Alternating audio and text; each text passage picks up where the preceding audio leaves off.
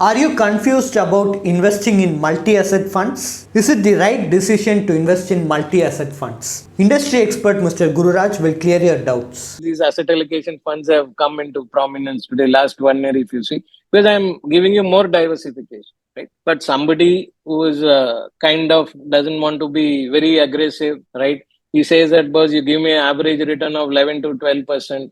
I can stay for a longer term. I don't want to require very high volatility. Those kind of guys can definitely invest in this multi-asset fund because it will be less risky when compared to a 100% pure equity. Thanks for your detailed explanation. Are you in search of a personal guide who can remove the stress of handling your finances? Then please feel free to avail our expert consultation. And also you can attend our webinars to gain investment related insights. Both the consultation and webinar are absolutely free and you can find the link in the below description. Please like and share and do subscribe to Holistic Investment.